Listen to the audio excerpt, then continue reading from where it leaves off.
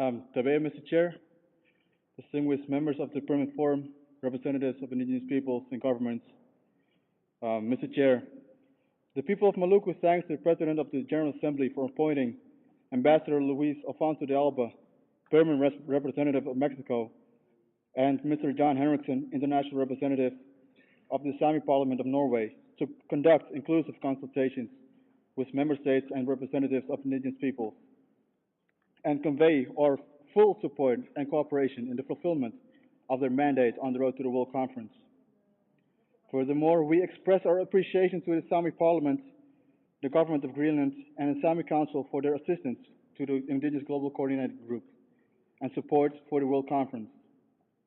On this note, we welcome the establishment of the Indigenous Global Coordinating Group and its efforts to realize full and effective participation of indigenous peoples throughout the regions in the processes concerning the World Conference.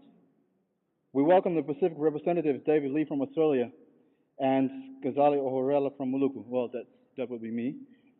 And are confident that they will actively guide the indigenous peoples of the Pacific through the preparatory process.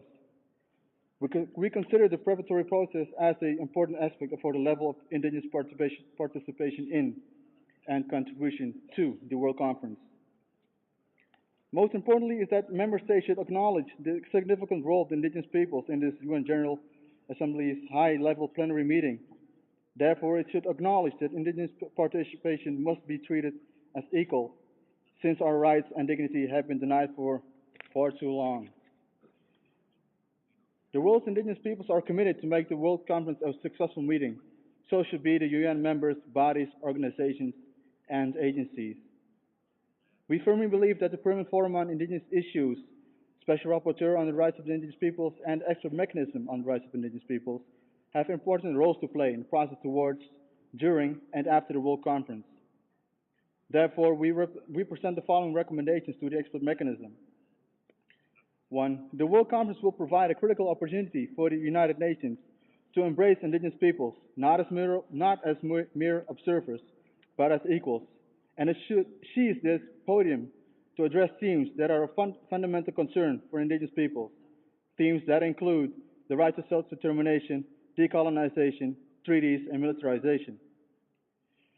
Mr. Chair, as you mentioned at a side event on the World Conference during the 11th session of the Permanent Forum on Indigenous Issues, you said that we need a continued focus on actions and that we need to take this historical opportunity to further realize the rights of indigenous peoples. We support this position and look forward to an action-oriented outcome document which promotes and protects the rights of indigenous peoples that includes a mechanism or protocol for the implementation of the declaration.